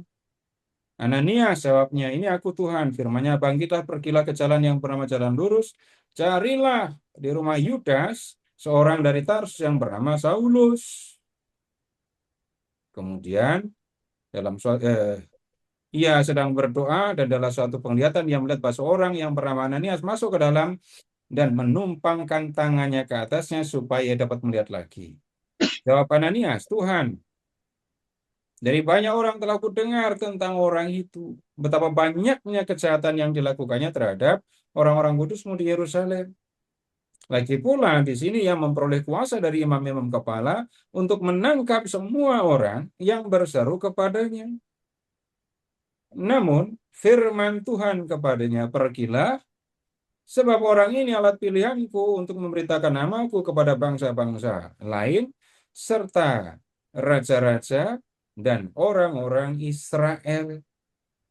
Nah, lalu ayat 17, lalu pergilah Ananias ke situ dan masuk ke rumah itu. Yang menumpangkan tangannya ke atas Saulus, katanya, Saulus, saudaraku, Tuhan Yesus yang telah menampakkan diri kepadamu di jalan yang kau lalui, telah menyuruh aku kepadamu, supaya engkau dapat melihat lagi dan penuh dengan Roh Kudus. Seketika itu juga seolah-olah selaput gugur dari matanya, sehingga ia dapat melihat lagi, lalu ia bangun dan dibaptis. Saya khawatir Bapak ini informasinya bercampur. Jadi Iya. terus waktu Nah, kecil dia lahir dan tumbuh di Tarsus. Lalu oleh orang tuanya dia dikirim ke Yerusalem. Di Yerusalem ya. Lalu di situ dia belajar menjadi rabi pada seorang guru bernama Gamaliel. Nah, Gamaliel inilah yang mendidik Paulus menjadi seorang rabi. Jadi jangan-jangan Bapak tadi ada yang bercampur di memori. Paulus sudah menjadi rabi dulu, baru kemudian pergi ke Damsyik mengejar para pengikut jalan Tuhan. Waktu pergi ke Damsyik, lalu dia melihat cahaya, kemudian masuk ke Damsyik, ditemui oleh Ananias. Sejak itulah dia percaya kepada Yesus. Begitu, Pak. Pada saat dia ke Damsyik itu dia kan masih Saulus ya, maksudnya masih belum percaya waktu sebelum mendapat terang yang membutakan dia itu. Iya, Paulus sebagai rabi yang fanatik gitu. Saya tadi menggarisbawahi fanatik supaya lebih jelas. Nah, terus Ananias mengatakan tentang Yesus berarti. iya. Ananias, Bapak lihat tadi di bab 9 ayat 10, Ananias itu siapa? Di bab 9 ayat 10.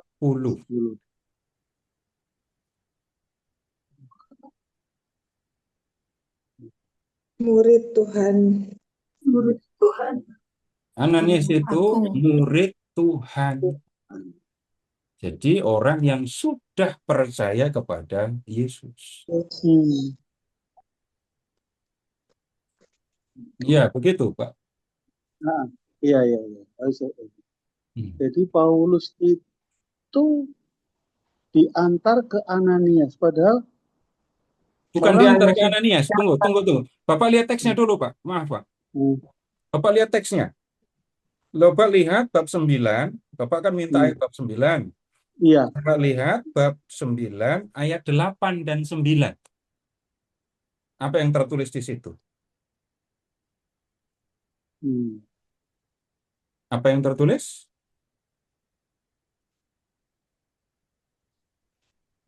Mereka, teman-teman Paulus, menuntun Paulus ke Damsyik. Di Damsyik, dia tinggal di rumah siapa? Rumah Yudas, ayat 11. Kemudian Tuhan meminta Ananias untuk pergi menemui Saulus di rumah Yudas ini. Maksud saya, pertanyaan saya begini, Yudas sama teman-temannya itu tahu kan kalau Paulus nggak suka sama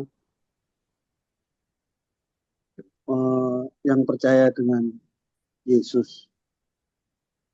Tunggu. Nah, Yudas tidak disebut. Bapak tolong lihat teksnya dulu, Pak. iya. Coba Nggak, lihat maksud dulu saya, bab 9 maksud ayat saya 8 dan 9. Apa mereka yang kan tertulis di situ? tahu bahwa pada saat mengantar itu kan mereka kan tahu siapa Paulus kan ya.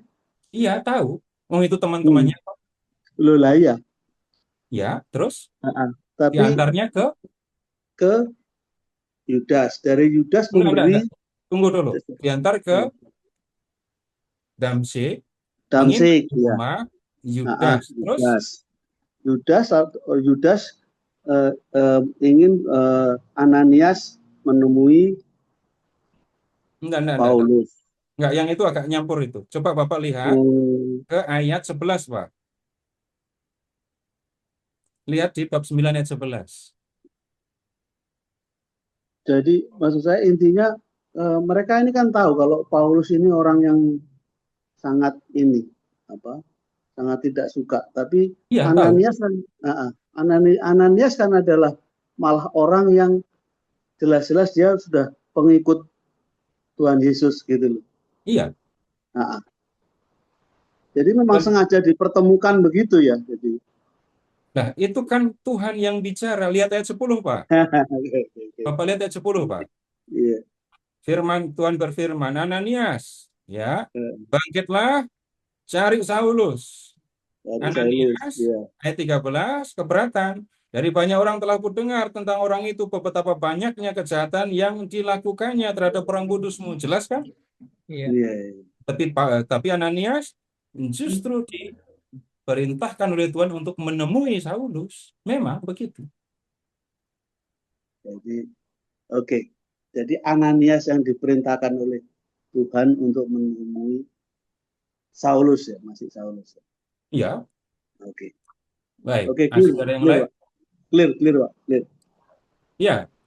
Kemudian sekali lagi untuk belajar kita perhatikan teks ya. Jadi saya hanya bisa mengajak Bapak Ibu memperhatikan teks. Ada lagi? Ada Pak, satu lagi saya Pak. Saya mau tanya, kan itu kalau golongan ahli Taurat itu Farisi ya dan Saduki. Berarti apakah pemimpin dari orang Saduki itu para imam ya Pak ya? Tapi kalau orang Farisi itu rabi. Begitu Pak. Nah, apa bedanya orang rabi sama imam itu, maksudnya kedudukannya itu lebih tinggi yang mana Pak? Maksud saya apa? Ada tingkatannya atau ada perbedaannya Pak? Baik, yang bisa membakar korban itu imam. Rabi itu guru agama. Tahu bedanya romo sama katekis? Iya, tahu. Nah, sudah selesai. Jadi bedanya di situ ya Pak. Justru saya kan mau tanya Pak, apa bedanya? Apa hanya karena kelompoknya aja, jadi orang Farisi berarti imam itu juga kedudukannya sama dengan orang ini, enggak ya Pak? Jadi memang ada bedanya. Beda. Imam membakar korban, rabi tidak bisa membakar korban. Oh iya Pak. Ya, makasih Baik, Pak. sekarang begini. Setelah Paulus menjadi orang yang percaya kepada Yesus, Bapak Ibu tolong ingat diskusi kita di bagian awal tadi ya. Bagaimana perubahan Paulus karena ketemu dengan Tuhan Yesus itu. Ingat, untuk membantu mengingat, namun aku hidup, tapi bukan lagi aku sendiri yang hidup, melainkan Kristus yang hidup di dalam aku. Dan hidupku yang kuhidupi sekarang dalam daging secara jasmania adalah hidup oleh iman dalam Anak Allah yang telah mengasihi aku dan menyerahkan dirinya untuk aku. Semua kuanggap sampah. Yang dulu kuanggap keuntungan, sekarang kuanggap sampah. Itu di bab berapa Pak tuh? Filipi tadi. Saya Oh, membantu Filipi mengingat tadi. saja yang di Filipi tadi. Saya kutipkan ulang. Yang pertama itu dari Galatia, kemudian dari Filipi ya. Nah, kemudian Bapak Ibu mumpung masih di bab 9, tolong Bapak Ibu ke ayat 15. Dikis Pak, dikis. Apa itu? Filipi. Kisah para Itu rasul masih di kisah 9. bab 9 kan? Kita tadi terakhir kan di kisah 9. Kisah para rasul. Bab 9, lihat ke ayat 15. Tetapi firman Tuhan kepadanya, pergilah, sebab orang ini adalah alat pilihan bagiku untuk memberitakan namaku kepada bangsa-bangsa lain serta raja-raja dan orang-orang Israel. Ya, itu yang dikerjakan Paulus sesudahnya. Memberitakan nama Yesus. Memberitakan nama Yesus. Nah, kemudian begini. Bapak Ibu bisa mendapatkan peta perjalanan Rasul Paulus apa enggak? Di bagian belakang Alkitab. Bisa menemukan enggak? Enggak semua Alkitab yang baru, banyak yang enggak ada petanya. Ada Pak, Semuanya ada? ada. Begitu aja nggak Pak? Nggak ada, Pak. Iya, sekali lagi saya bilang tidak semua ada. TB2 nggak ada, Pak. TB2 yang paling lama enggak ada. Yang baru mungkin sudah ada. Ya, yang baru ada Pak. Ini saya sudah baru beli, jadi saya bisa. Nah, kemudian begini. Kalau kita memperhatikan peta perjalanan Paulus, begini ya, Bapak Ibu untuk gampang mengingat, itu kota demi kota itu Paulus melakukan perjalanan. Dan perjalanan Paulus itu, ada yang pernah menghitung, perjalanan yang ditempuh oleh Paulus selama pemberitaan Injil, itu 9.000 kilometer. Itu berarti Anyer Panarukan, Jalan Deandel situ 9 kali ya. Jalan kaki. Itu bukan jalan terus, tapi jalan. Kemudian sampai ke kota. Satu memberitakan Yesus. Pindah nanti ke kota lain. Memberitakan Yesus, membentuk jemaat. Gitu ya. Kemudian enggak langsung pergi. Enggak lah. Jadi datang ke satu kota, memberitakan Yesus. Orang-orang yang percaya kepada pemberitaannya dibaptis. Nah, kebentuk jemaat kan, Paulus tidak langsung pergi, tapi membina jemaat dulu. Membina jemaat dulu. Setelah jemaat dirasa cukup mandiri, Paulus akan pindah ke kota lain dan melakukan yang sama. Memberitakan Yesus, kemudian membentuk jemaat, ya, lalu membina jemaat yang sudah didirikannya. Tetapi tidak selalu prosesnya seperti itu. Yang terjadi, misalnya waktu memberitakan Injil di kota Tesalonika, jemaat belum mandiri, jemaat belum siap ditinggal. Tapi Paulus harus pergi karena jemaat menyuruh dia pergi. Kenapa? Kalau Paulus tetap tinggal di Tesalonika, Paulus bisa mati, dibunuh. Paulus takut mati? Enggak, bukan Paulus yang takut. Jemaat Tesalonika yang takut dengan keselamatan Paulus.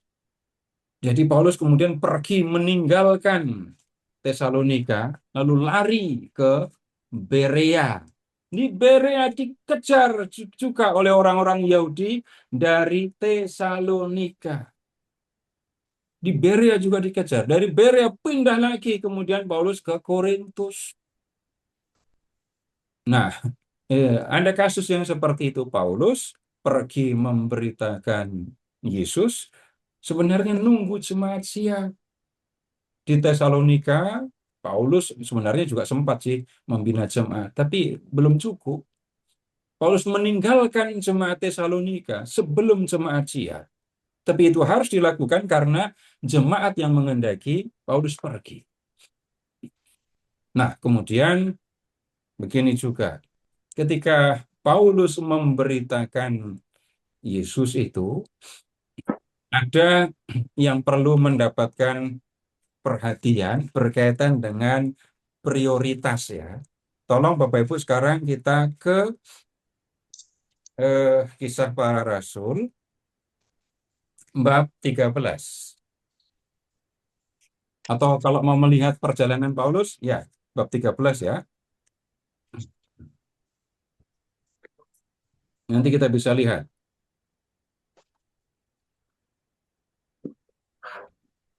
Sudah ketemu 1 Korintus 13? Loh, Baik. 1 Korintus apa kisah? Kisah Para Rasul kok 1 Korintus. Kisah. Para rasul. Luar biasa konsentrasinya. Ayat 1. Pada waktu itu, dalam jemaat di Antiokhia, ada beberapa nabi dan pengajar. Jadi di Antiokhia sudah ada jemaat ya.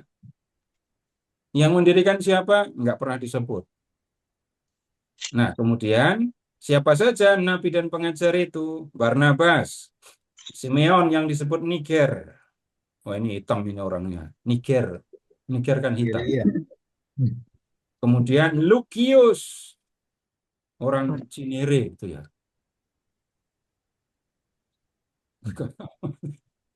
Kirene atau kok Cinere?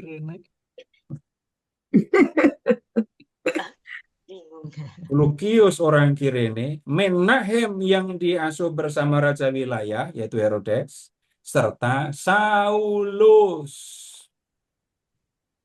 Saulus termasuk nabi dan pengajar di Antiokhia ya. Pada suatu hari ketika mereka beribadah kepada Tuhan dan berpuasa, berkatalah Roh Kudus, khususkanlah Barnabas dan Saulus bagiku untuk pekerjaan yang telah kutentukan bagi mereka. Lalu mereka berpuasa dan berdoa. Dan setelah meletakkan tangan ke atas kedua orang itu, mereka membiarkan keduanya pergi. Jadi perjalanan misi yang pertama, mulai dari Antiokhia. Dari Antiokhia, sekarang lihat ke ayat 4. Mereka pergi ke pelabuhan Seleukia, lalu berlayar ke Siprus. Ya, di Siprus ayat 5, mereka berlabuh di Salamis. Dan di situ mereka memberitakan firman Allah, perhatikan, dalam rumah-rumah ibadat orang Yahudi. Jadi Paulus pertama-tama memberitakan Injil itu, memberitakan Yesus itu kepada orang Yahudi. Yang dia cari pertama-tama itu adalah sinagoga.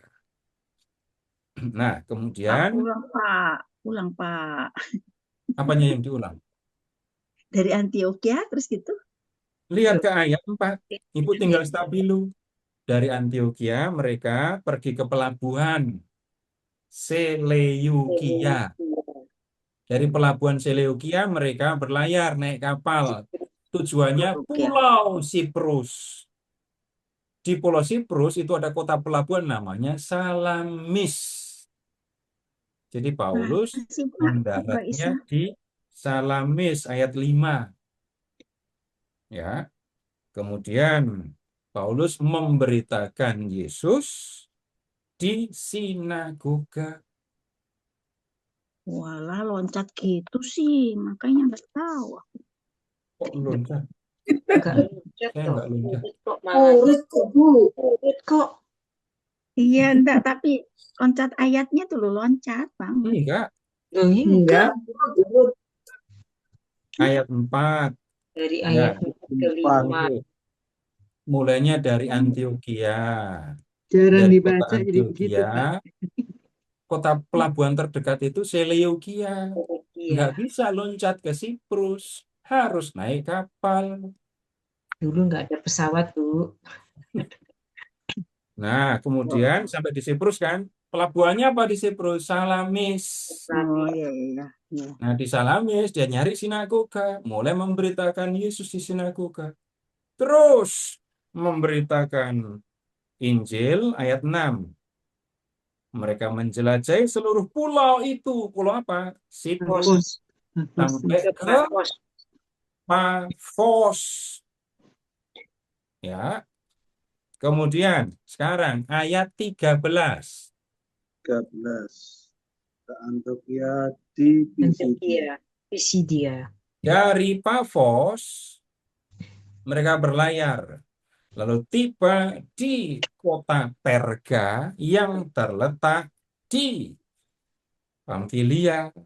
Terus ayat 14. Dari Perga mereka melanjutkan perjalanan, lalu tiba di Antioquia di Pisidia. Perhatikan Antioquianya ada 2. Tadi markas Paulus Antioquia di Syria. Ini Paulus sampai di Antioquia yang di wilayah Pisidia. Nah, kemudian kita lihat peristiwa di Antioquia bab 13. Lihat ke ayat 14 ya, kalimat kedua. Pada hari Sabat mereka pergi ke rumah ibadat lalu duduk di situ. Oh, tunggu dulu Bapak Ibu, mumpung ada di sini, ada yang ketinggalan. Sekarang masih di bab 13 ya. Lihat ayat 9. Ayat 9. Namun saudara Saulus juga disebut Paulus yang penuh dengan Roh Kudus menatap dia. Nah, perhatikan, bukan saudara Saulus, namun Saulus yang disebut Paulus. Jadi kalau Bapak Ibu mencari perubahan nama dari Saulus ke Paulus, adanya di sini. Bukan di bab 9, nggak ada. Ya. Nah, kemudian kenapa kok Saulus namanya ganti? Sekarang begini, ada 2 yang kita perlu perhatikan. Orang-orang Yahudi ya yang tinggal di kota-kota Yunani, orang Yahudi yang terpengaruh oleh budaya Yunani itu biasa punya 2 nama. Ada nama Yahudi, ada nama Yunani. Sekarang Bapak Ibu, tolong ingat-ingat nama murid Yesus. Perhatikan nama murid Yesus. Sebut namanya. Andreas, Yakobus, Yohanes, Filipus, Bartolomeus, Thomas, Thomas yang disebut Didimus. Terus. Ya, Mas. Simon. Yohanes. Simon. Terus. Petrus, Yakobus, Filipus, Ulang Petrus, Yakobus, Yohanes terus. Petrus, Lukas, Andreas, Yakobus, Nah, dan Lukas jadi rasul, bingung lagi nanti ayo. Bartolomeus yang disebut Nathanael. Thomas, Kira-kira Matius, mungkin disebut Nathanael. Ya. Sekarang, Bapak Ibu tolong amati. Kalau ada orang, ya, cari nama di sini.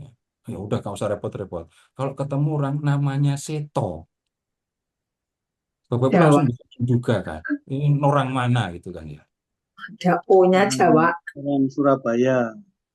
Sekarang, kalau ada orang namanya Bartolomeus, pasti bukan orang itu pasti bukan nama Yahudi. Yunani. Kemudian ada orang namanya Andreas, pasti bukan orang Yahudi, bukan nama orang Yahudi. Karena Andreas itu jelas itu kata Yunani yang artinya jantan atau laki-laki. Jadi kasihan kalau sampai ada orang namanya Andreas tapi melambai. Oh, kasihan. Karena Andreas itu artinya itu laki gitu loh. Itu bahasa Yunani. Oh. Kalau ada orang Yahudi namanya Filipus, hai, ini orang Yahudi tapi pakai nama asing itu. Bapak Ibu tahu Alexander Agung kan? Bapak Ibu tahu kota Filipi kan? Filipus itu pasti bukan nama Yahudi. Nah, sekarang di antara murid-murid Yesus banyak tuh yang namanya nama Yahudi, nama Yunani. Yunani. Ya, Petrus. Nah, itu sudah diterjemahkan. Kan bahasa Aramnya Kefa. Jadi dia namanya Simon atau Kefa. Tapi nama-nama yang lain. Yohanes. Nah, itu kalau Yohanan, nah itu nama Ibrani, nama Yahudi. Tapi kalau Yohanes, bukan. Nama Yunani. Nah, sekarang kalau bicara Paulus, nama Yahudinya itu Saul. Ingat ya, orang Benyamin, raja pertama Israel dari suku Benyamin, namanya Saul. Ketika di Yunani-kan namanya jadi Saulus. Ya, Paulus kemudian kan datang dari kota, orang Yahudi tapi tinggal di kota. Jadi kalau kemudian dia punya nama Yunani, ya itu wajar. Kemudian berikutnya, Paulus itu artinya kecil. Nama Saulus itu pernah menakutkan bagi para pengikut Yesus. Ketika Paulus mengganti namanya dengan Paulus, maka suasana serem mendengar nama itu sudah nggak ada lagi. Jadi kalau Bapak Ibu melihat teks, Bapak Ibu tidak menemukan ya sebelum bertobat namanya ini, setelah bertobat dia diganti namanya. Enggak. Bapak Ibu ketemu namanya berubah itu hanya di bab 13 ini. Nama dari Saulus yang disebut juga Paulus gitu ya. Itu cuma ada di sini. Jadi kalau membaca bab 9 tadi, Bapak Ibu tidak menemukan namanya kemudian berubah jadi Paulus. Jadi keterangannya kenapa kok berubah? Paulus tinggal di dua dunia, Yahudi dan Yunani, dan itu biasa orang punya dua nama. Kemudian berikutnya yang kedua, untuk menghilangkan kesan seram menakutkan dari nama itu. Nah, kemudian kembali ke bab 13 tadi. Sekarang ini Paulus ada di Antiokhia. Lihat ke ayat 14, bab 13 ayat 14, kalimat kedua. Pada hari Sabat mereka pergi ke rumah ibadat lalu duduk di situ. Rumah ibadat Yahudi. Jadi Paulus pergi ke sinagoga. Setelah selesai pembacaan dari hukum Taurat dan nabi-nabi. Nah, jelas ini upacara kegiatan di sinagoga. Pejabat-pejabat rumah ibadat menyuruh bertanya kepada mereka, saudara-saudara, jika di antara kamu mempunyai pesan untuk menguatkan umat ini, sampaikanlah. Lalu bangkitlah Paulus, ia memberi isyarat dengan tangannya lalu berkata, hai orang-orang Israel, dan seterusnya. Nah, kemudian sampai lihat ke yang bicara tentang Yesus. Ayat 26. Saudara-saudara, kamu yang termasuk keturunan Abraham dan juga kamu yang takut akan Allah, kabar keselamatan itu sudah disampaikan kepada kita. Penduduk Yerusalem dan pemimpin-pemimpinnya tidak mengakui Yesus dengan menjatuhkan hukuman mati, hukuman atas dia. Mereka menggenapi perkataan nabi-nabi. Ya, ayat 30. Namun Allah membangkitkan dia dari antara orang mati. Selama beberapa waktu ia menampakkan diri kepada mereka dan mengikuti dia dari Galilea, ke Yerusalem. Mereka sekarang menjadi saksi-saksinya bagi umat ini. Nah, kemudian lihat sekarang, sebentar kita lihat reaksinya ya. Ayat 42. Ketika Paulus dan Barnabas keluar dari sinagoga, Mereka diminta untuk berbicara lagi tentang hal-hal itu pada hari Sabat berikutnya. Setelah selesai ibadah, banyak orang Yahudi dan penganut agama Yahudi yang takut akan Allah mengikuti Paulus dan Barnabas. Kedua rasul itu mengajar mereka dan menasihati mereka supaya tetap hidup dalam anugerah Allah. Pada hari Sabat berikutnya, datanglah hampir seluruh kota itu dan berkumpul untuk mendengarkan firman Tuhan. Pemberitaan di Tesalonika berhasil kan? Banyak orang yang jadi percaya. 45. Tetapi ketika orang Yahudi melihat orang banyak itu, penuhlah mereka dengan iri hati dan sambil menghujat, mereka membantah apa yang dikatakan oleh Paulus. Namun, dengan berani, Paulus dan Barnabas berkata, memang kepada kamulah firman Allah harus diberitakan lebih dahulu, tetapi kamu menolaknya dan menganggap dirimu tidak layak untuk beroleh hidup yang kekal. Perhatikan, karena itu kami berpaling kepada bangsa-bangsa lain. Ini titik awal ketika ini yang membuat Paulus pergi memberitakan Injil kepada bangsa-bangsa bukan Yahudi. Lalu proses berlanjut, Paulus datang ke kota ini, memberitakan Yesus, membentuk jemaat, membina jemaat, terus pergi. Nah, kemudian dalam perjalanan waktu, Paulus kan hidupnya selalu bergerak gitu ya. Ada di kota yang berbeda. Nah, sekarang begini. Ketika Paulus berada di Korintus. Paulus sedang berada di Korintus. Dia mendapat kabar tentang jemaat Tesalonika. Kabarnya bagus. Jemaat Tesalonika biarpun dianiaya tetap bertahan. Tapi ada pertanyaan dari orang Tesalonika. Kan Paulus pernah bilang Tuhan akan segera datang membawa kita ke surga. Tapi bagaimana? Ada saudara-saudara kita yang sudah meninggal. Ada saudara-saudara kita yang meninggal. Kalau Tuhan datang, gimana saudara kita yang meninggal tadi? Nah, Paulus nggak bisa datang. Tapi menanggapi persoalan itu dengan surat. Nah, umumnya surat Paulus kepada jemaat itu ditulis untuk menanggapi soal.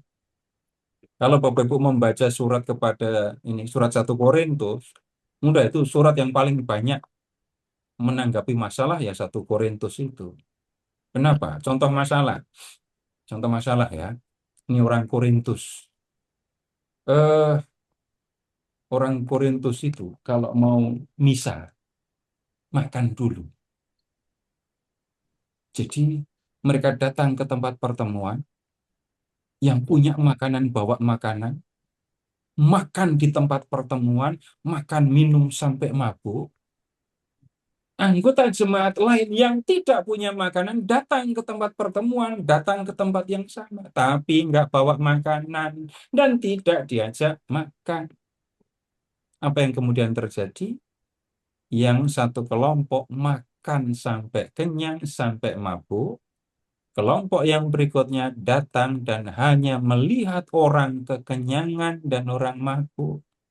Habis itu mereka bersama ikut Ekaristi. Gimana suasananya? Kacau. Anggur yang sudah menjadi darah Kristus dengan anggur yang dipakai untuk mabuk, rasanya sama atau beda? Sama. Baunya sama atau beda? Sama. Yang berbeda, ini Bapak Ibu cium bau anggur dari botol, seneng kan ya? Iya. Cium aroma anggur yang keluar dari mulut orang mabuk, sama atau beda baunya? Beda lah ya. Beda. Yang kedua bisa bikin muntah nanti ya. Iya. Bayangkan mereka habis minum-minum, mereka masuk ke ruang pertemuan, terus Ekaristi. Ada acara minum anggur. Sekarang, tubuh dan darah Yesus di mulut orang mabuk, jadi apa? Masih.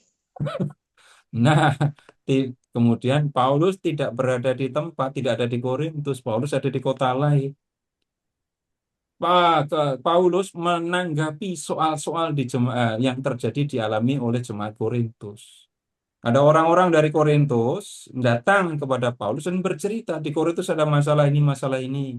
Terus ada juga yang bertanya tentang karunia, bertanya tentang daging yang dipersembahkan kepada berhala. Nah, surat kepada jemaat Korintus menanggapi banyak masalah. Surat Galatia sama, masalahnya beda. Dari antara surat-surat Paulus yang bisa dikatakan nggak ada masalah itu, ini surat kepada jemaat Filipi. Surat ini ditulis hanya untuk bilang terima kasih ya, kalian udah kirimin aku duit gitu. Mau keluar sama aku. Nah, kemudian Rasanya habis. surat kepada jemaat di Roma itu juga bukan untuk menanggapi masalah jemaat Roma. Kenapa? Jemaat Roma itu tidak didirikan oleh Paulus. Orang lain yang mendirikan jemaat. Paulus merasa perlu menjelaskan Injil yang diberitakannya kepada jemaat Roma. Nah, nggak lama sesudahnya nanti Paulus mau mampir ke Roma dalam perjalanan ke Spanyol.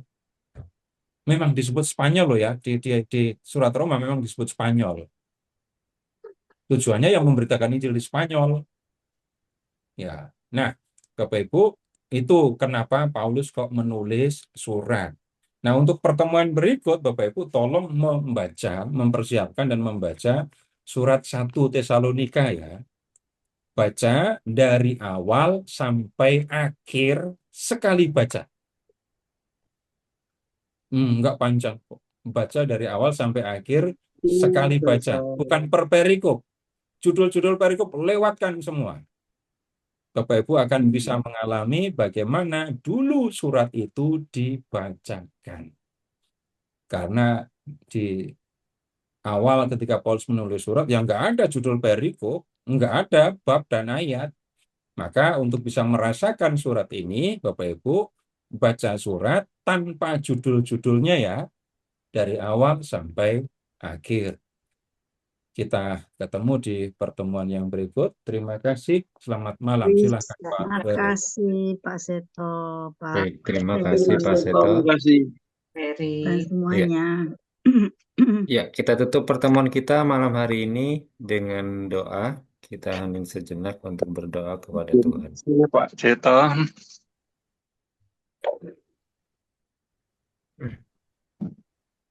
Marilah kita berdoa dalam nama Bapa dan Putra dan Roh Kudus. Amin. Amin.